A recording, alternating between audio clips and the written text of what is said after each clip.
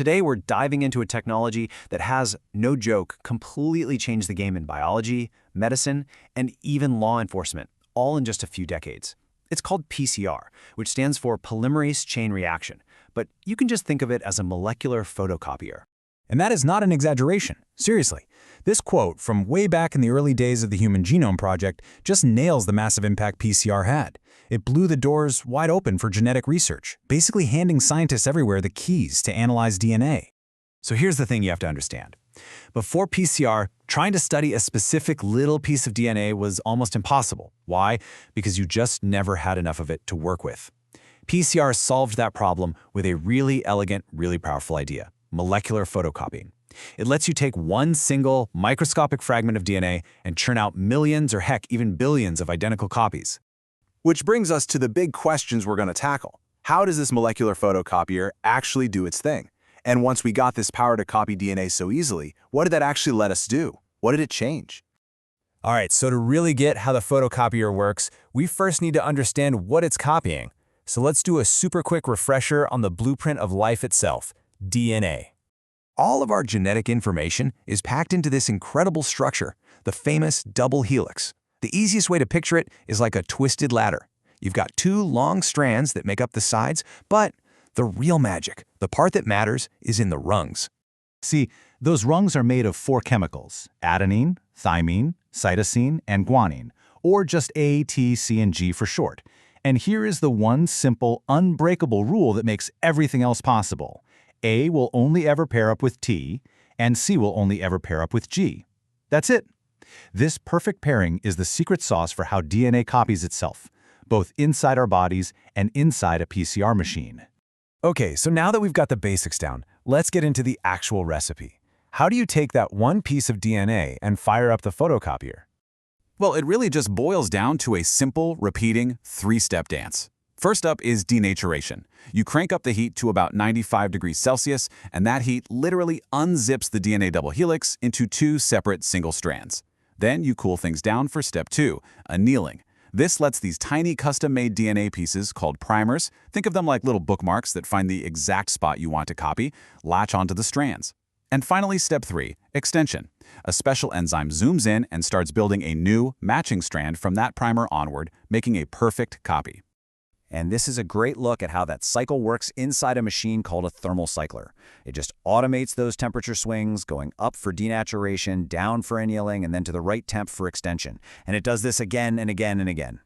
Now, the real hero of this whole story is an enzyme called Taq polymerase. You see, the first attempts at PCR were a total pain because that high heat step would destroy the copying enzyme every single time. A scientist literally had to stand there and add a fresh drop of enzyme after every single cycle. The huge breakthrough came from a bacterium called Thermus aquaticus, which was discovered living in the boiling hot springs of Yellowstone Park. Its enzyme, our hero Taq, actually loves the heat. It has no problem with that 95-degree step, and that's what finally made the whole automated process we have today possible. So we've talked about the polymerase, that's our little Taq enzyme. Now let's get to the chain reaction part of the name, because this is where the mind-boggling power of PCR really comes from. Get this.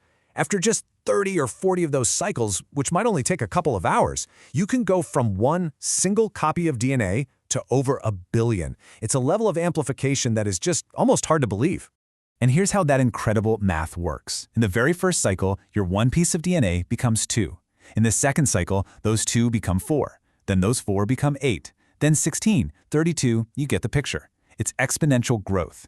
The DNA you make in one cycle becomes the template for the next one, creating this explosive chain reaction. So, we've got this incredible tool that can make basically unlimited copies of any piece of DNA we want. What do we do with it? Well, as it turns out, we did pretty much everything with it. Honestly, the applications are just staggering. In medicine, we use it to find the genetic fingerprints of viruses and bacteria, or to spot mutations that cause inherited diseases. In the legal world, it's the engine that drives DNA fingerprinting. It helps biologists completely redraw the tree of life, lets archaeologists study DNA from woolly mammoths, and even helps ecologists track endangered species from just a few hairs left behind. Let me give you a really concrete example. Think about detecting a virus like HIV. The old tests had to wait for your body to create antibodies, which could take weeks. But PCR is totally different. It doesn't look for your body's response to the virus, it looks for the virus's own genetic code directly. That means you can get a positive result way, way faster, and with incredible precision. And the sensitivity is just legendary. This is what makes it a forensics game-changer. That tiny, almost invisible amount of DNA in one single hair, or a tiny drop of blood, or the saliva left on a coffee cup, that's more than enough.